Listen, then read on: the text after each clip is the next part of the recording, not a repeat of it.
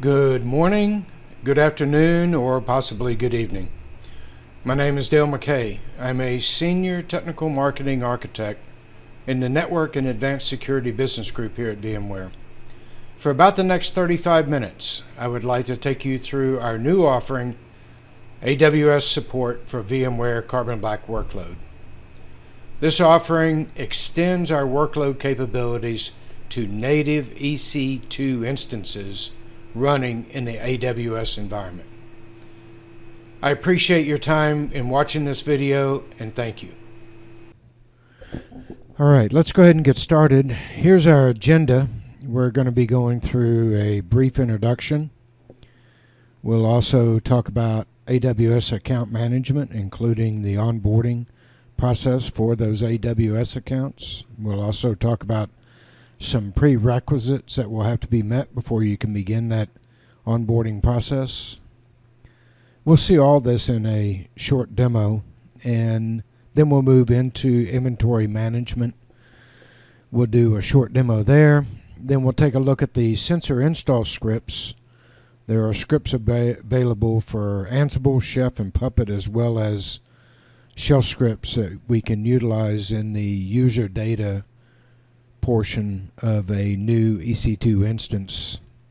And we'll see that demoed. We're actually going to configure a new EC2 instance, install the sensor as part of the initial bring up process, and have that new EC2 instance show up in our AWS account within our Carbon Black Cloud console. And then lastly, we'll talk just a little bit about the vulnerability capabilities. So that's our agenda. Let's go ahead and get started. Let's do a quick introduction and an overview on exactly what is involved with VMware Carbon Black Workload with AWS support. Now, we have an existing workload product that is primarily aimed at the vSphere environment. It provides connectivity. Well, it interfaces with the vCenter and also with the Carbon Black Cloud, and facilitates the sharing of data between those two entities. And it also involves configuring an appliance that becomes a VM within that vCenter environment. In the case of Carbon Black Workload with AWS support, there's no need to install that appliance. In fact, there's not even a concept of an appliance. Instead, what we have to do is we have to bring those AWS workloads on board, and we're going to walk through in detail exactly how that's done. The Carbon Black Workload with AWS support is intended to protect the native EC2 instances, and all those workload capabilities that you've seen in the existing workload product are pretty much the same. Now, let's talk a minute about the sensor installs, because I'd mentioned before that there were multiple ways that we could get the sensor installed, and you can see right there on the screen there again is reference to Ansible, Chef, and Puppet. We have install scripts to support all three of those tools, as well as that script that we're going to use later as part of the user data to install the sensor on a new EC2 instance. Of course, the customer could create custom Amazon machine images or AMIs with the CBN sensor, the Carbon Black sensor already installed, or they could do it old school and just manually install it via the OS. All right, next. What we're going to find is that there's going to be an account management section, a separate page where we can go and bring those AWS accounts on board.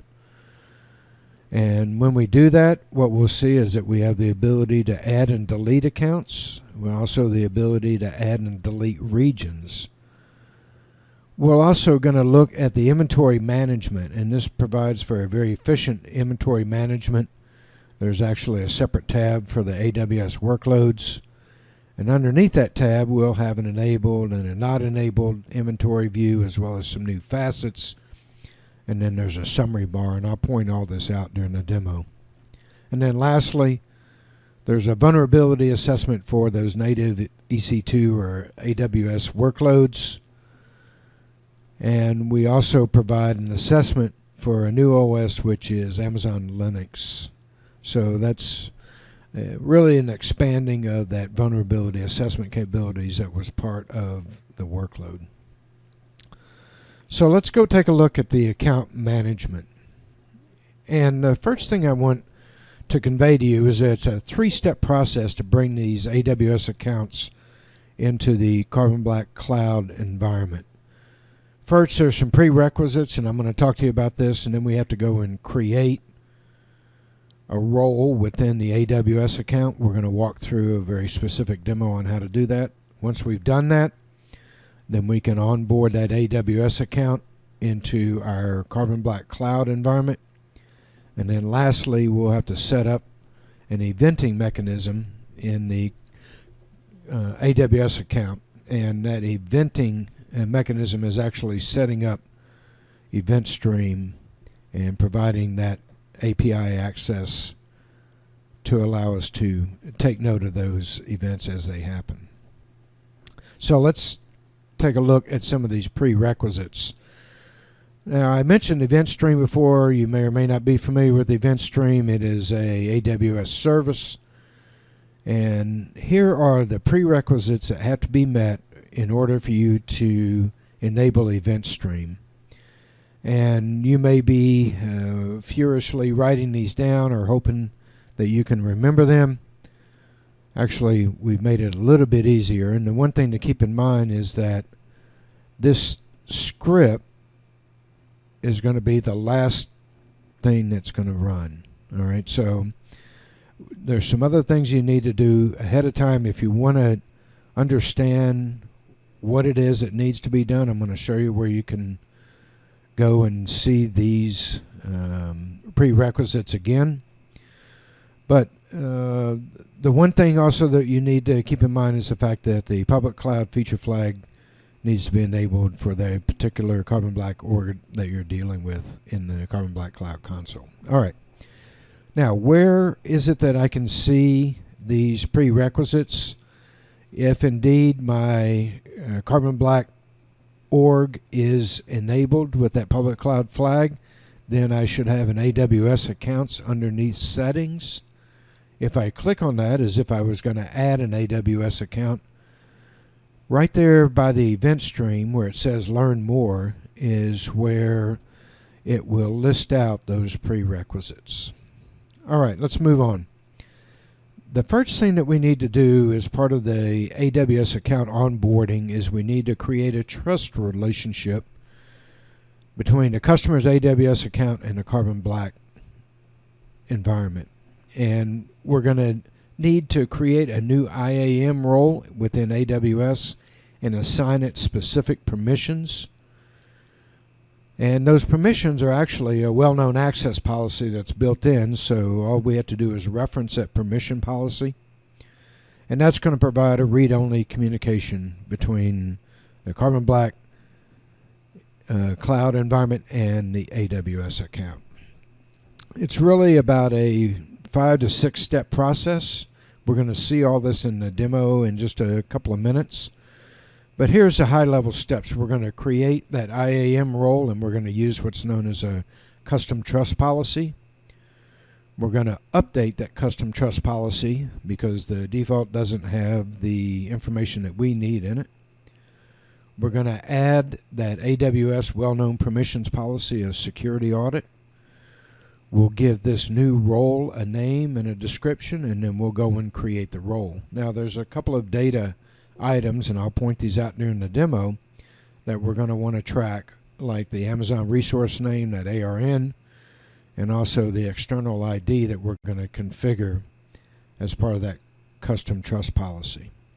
So let's take a look at this custom trust policy. You've heard me mention it a couple of times. And this is the policy that is going to need to be modified when you're creating this IAM role in AWS. When you select that custom trust policy, it's going to come up with a default policy. And again, I'll show this to you in the demo, but there's some additions that we're going to need to make, like the principal and that external ID, and I've highlighted those here. In our particular case, we're going to be dealing with the US region, so we're going to want to make note of that Amazon resource name, that ARN, that references the US East for the region. So this is something you will have to change in that custom trust policy. It's pretty simple to do. It's a simple cut and paste, and you'll see me to actually do this in a demo. So speaking of the demo, let's go ahead and go to the demo, and in this demo we will see the IAM role creation. In this demo, we are going to look at how to create the IAM role that's required. The quickest way to get started is to just type roles, and you see that that comes right up as an IAM feature. We're going to select that, and we will create a new role. You'll see that in just a minute that'll pop up. We're going to create that role. When we click on create the role, we want to use the custom trust policy that's referenced right there. We'll select that. And this is the default policy for that custom trust policy, and that's not going to be adequate for what we want. So let's paste in what it is that we need. And you can see that we have an Amazon resource name that references the US East right there on the screen, and then we've also supplied an external ID of CBC-trust-US. Those are the two additions that we need to make to that default policy, so we can hit next. Now the next thing we need to do is we need to apply the security audit permissions policy, and we can just search for that, security audit. That's going to come up once we complete that search, and we can select that. Hit next. Now we'll need to name this new role, so let's make it a name that easily identifies what this role is being used for. We'll call it AWS CBC Trust-US, since we are referencing the US ARN. All of that looks good. We have the right permissions. Let's go ahead and create the role. AWS is going to go and create this role, and when it does, it's going to come back and it's going to offer us the opportunity to go and look at this role. And we'll want to do that because there's one data element that we're going to need to capture for later in our demos, and that's that ARN, that Amazon resource name right there. You'll want to copy that off to your clipboard. All right, back to the slides. Okay, so we've accomplished that first step. Now you see our next step is to onboard an account through the Carbon Black Cloud UI. Let's talk a little bit about what's going to happen when we do this. When we do this, we're going to see that we have some new menu items available underneath setting, one of which is AWS accounts. This is where we're going to go to add in our AWS account. It would also be where we would go to add in a region. And you can see some of the information that is going to be needed or available underneath the AWS accounts tab underneath settings. Now I've also prepared a demo of us onboarding this AWS account into the Carbon Black Cloud UI. So let's go ahead and go to the demo for that. In this demo, we are going to onboard that AWS account that we were just working with into our Carbon Black Cloud. You can see that we've enabled this particular Carbon Black organization because we have an AWS tab underneath our inventory, and we show AWS accounts under settings. So let's go add that AWS account. We're going to name that AWS account AWS-CBC-Trust-US. Again, referencing what the account is being used for. We're going to need the account ID, and this is your account number, and that number is, you see, located right there. We're just going to copy that. We're going to move that over. And then we will also assign an account owner for this demonstration. That will be myself, D. Mckay. And we'll assign that account owner email of dmckay@vmware.com. Now we can choose regions, and in this particular case we're just going to work with a single region, and that is going to be the US East-1 or the North Virginia location for AWS. We'll need that external ID that we configured in the custom trust policy that we created. That external ID is CBC-trust-US. And we'll need that Amazon resource name that was created as part of the IAM role, that ARN right there. We'll copy that. We'll move that over, paste it, and then we'll hit done. At this point, that AWS account is being brought into the Carbon Black Cloud console, the organization that we're working with. And if we do a quick refresh, we will see that now that AWS account shows active. And if I move over to the right-hand side and look at some of the details associated with that account, I can see a lot of that information that we have input. And I can also see a green check mark beside the US East region, which means that we are indeed connected and ready to go. Let's go back to the slides. Okay, so now we've completed 2 of the 3 steps that we need to bring the AWS account into our Carbon Black environment. The next step is we're going to have to create API access capability in order to enable our eventing mechanism, or to turn on an event stream. So let me just give you the high level on what needs to be created. Much like with our current Workload product, there needs to be an access level and an API credentials that will get generated. You can see the required selections for the access level on the screen. And then once I create that access level, I can then go and create API credentials or an API key using that access level, and that will produce an API ID and an API secret key that I will use as part of the event stream script. And that script is on the screen. You can see that it's really kind of 2 parts to this script.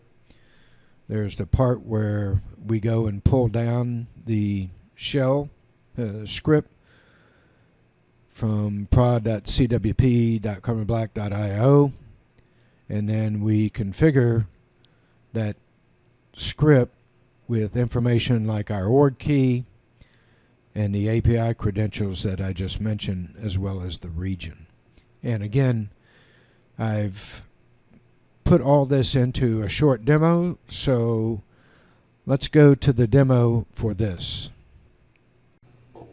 In this demo, we are going to create the required API access. We'll define an API access level, and we'll also generate a new API key, and we will enable the event stream as part of this particular demo. And you can see that we are once again naming the access level something that corresponds to what we're using it for. In this particular case, we've called it AWS CBC API. And the categories that we want to look for are the public cloud categories. You can see the required selections that we will make. Once we make those required selections, then we will hit save. And we will have created the access level that we need to create. Now we need to go and generate an API key using that access level. You can see that we don't have any API keys. We'll call this API key AWS-CBC-API. We'll reference that access level that we just created. And we will hit save. Once we hit save, the API ID and the API secret key are displayed for us. My recommendation is that you copy them off. Okay, now let's go and enable Event Stream. And we're back over in our AWS account. And you can see that we clicked on Enable Event Stream. It provided us a script that we need to run. The easiest way to run this script is to run it in Cloud Shell. What Cloud Shell does is opens a terminal, a shell access into your AWS environment. Part of the script references those API credentials that we just created. Another part of the script references the organization key, and you'll want to make sure that those are correct. Let's just go back over and grab our API access credentials. You can see right there, API credentials. We'll copy the API ID and the API secret key. Now we'll go back over to our Cloud Shell terminal. We'll paste in that script that's been modified with the appropriate API credentials.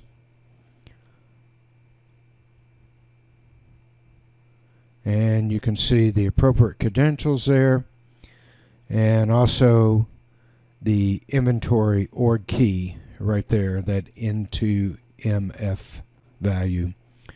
The place that you can find that in your Carbon Black Cloud console is under General, and right there is your org key. So let's go back over. We'll run this script, and this will enable our event stream in the US West region, which is one of the regions that we have defined for our AWS account. We speeded it up just a little bit, and you can see that that was successfully installed. And now if I go back over to my AWS account and look at where I initially started from, I no longer have a link that says Enable Event Stream. Back to the slides. Okay, now that we have onboarded our AWS account through that three-step process, now we have the ability to go and look at our AWS inventory. And some of the issues that we see with, in particular, the large AWS customers is it's really hard to tell what's a secured workload versus an unsecured workload. When we look at the inventory, and again, I prepared a demo for this, and you'll be able to see this very clearly, it's very easy to differentiate those particular workloads that have been secured versus those that are unsecured with respect to the Carbon Black sensor. There's also quite a bit of information, you'll see this in the demo, that becomes available once I enable that particular workload or I instantiate it with the Carbon Black sensor. Speaking of information that's going to be available in the inventory management, again, we'll see this in the demo.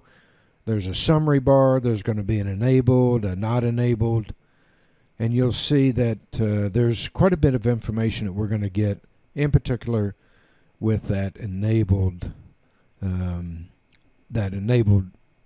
population within the summary. All right, let's go ahead and go to the demo for this also. In this demo, we're going to take a look at the inventory. Once we get our AWS account fully onboarded through that three-step process, and we see that the account is active and the two regions that are associated with this account have a green check mark in that status, we know we're good to go. So let's go take a look at what we see when we look at our AWS inventory. The first thing that I want to point out is the summary bar across the top, where I see the total instances, I see how many I have enabled, how many are not enabled. I see how many regions, availability zones, VPC, subnets, and security groups are associated with this particular account. Notice I have 3 EC2 instances that have been configured with the Carbon Black. You can see the sensor versions right there. And if I go over to the not enabled, I can see those 116 EC2 instances that have not been configured with Carbon Black Cloud, with the Carbon Black sensor. We can look at these not enabled by the VPC IDs. We can also look at them via the instance ID, which does allow us to understand which EC2 instances have been configured with the sensor and which have not.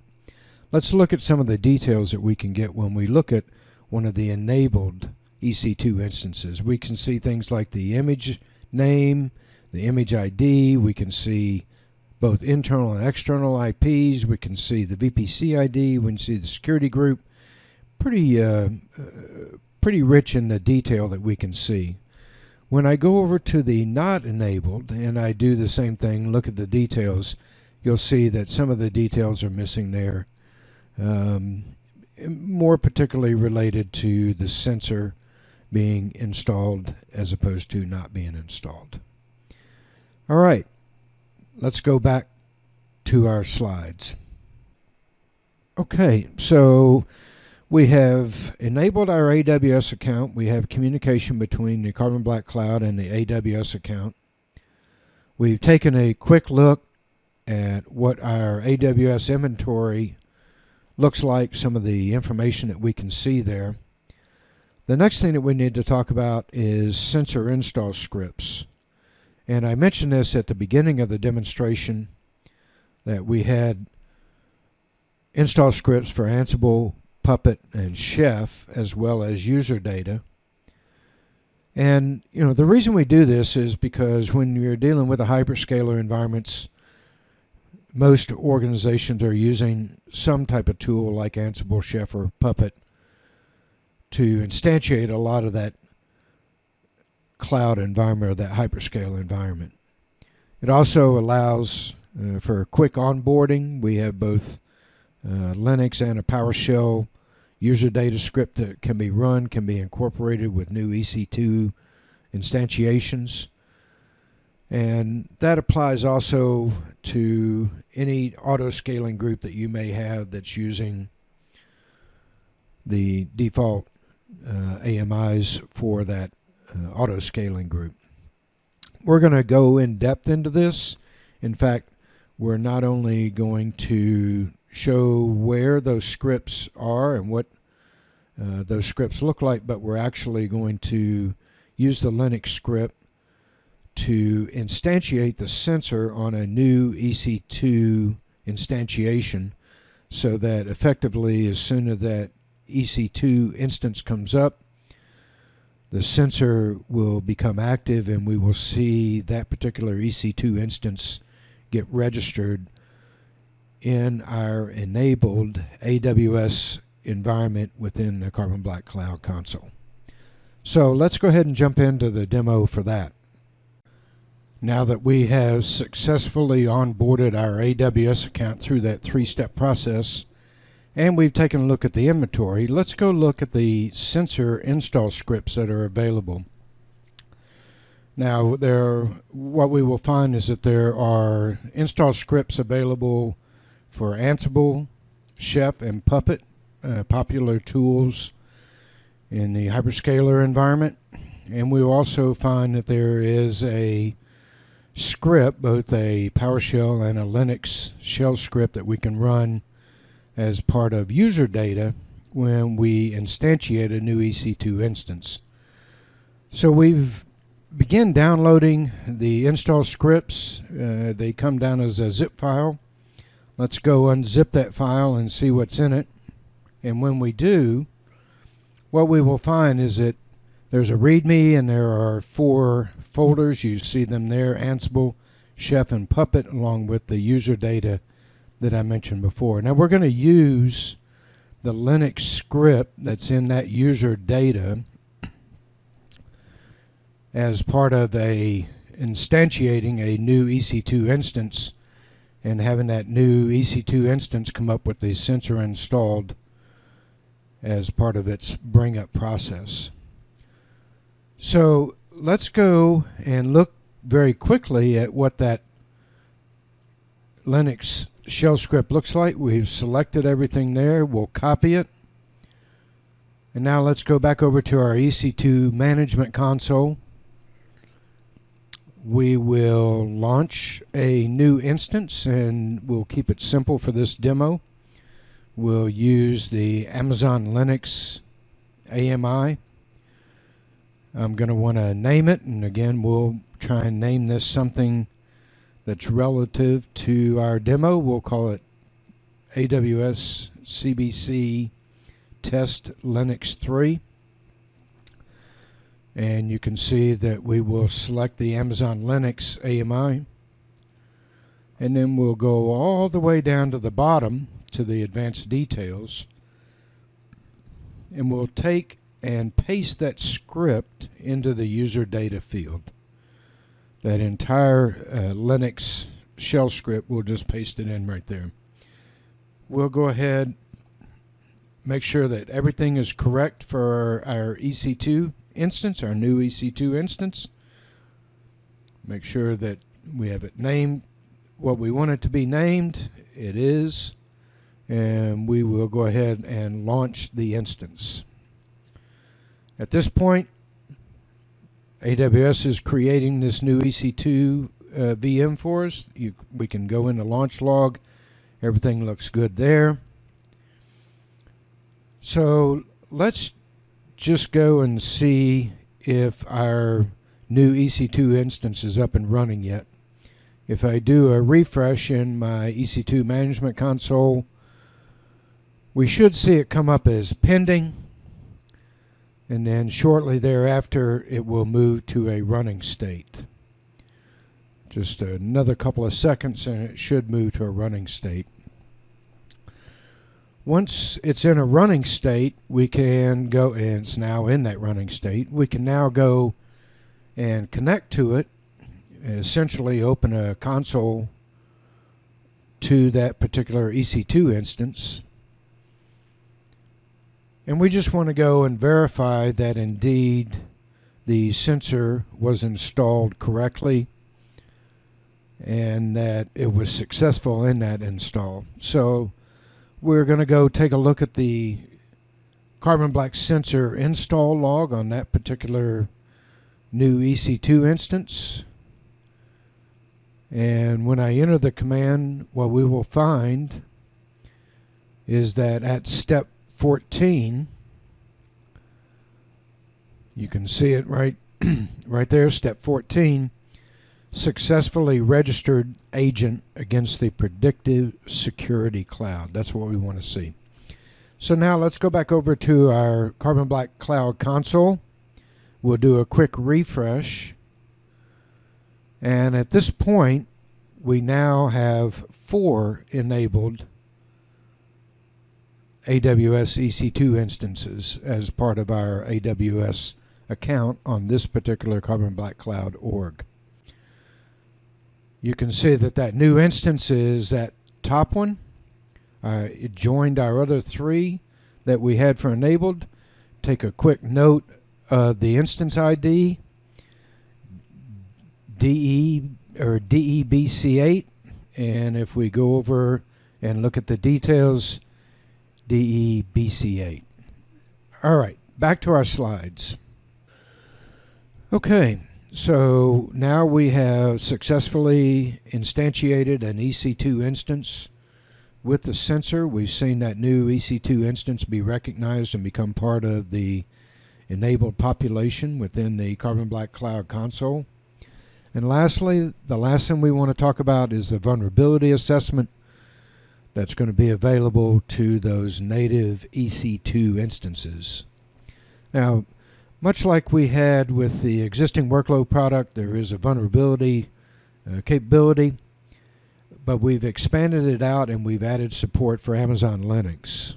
Now, this Amazon Linux is not using the Kenna capabilities. Instead, this is, as you can see on the screen, a vulnerability feed that has been developed internally. And one of the things that we did is we delayed some of the initial vulnerability assessment to account for some of those ephemeral workloads that may be spun up and retired on a very rapid basis. So I hope over the past few minutes I've been able to give you some valuable insight into the technical workings of the VMware Carbon Black workload with AWS support. My name is Dale Mckay. I'm a Senior Technical Marketing Architect in the Network and Advanced Security Business Group. And I want to thank you, and I really appreciate your time.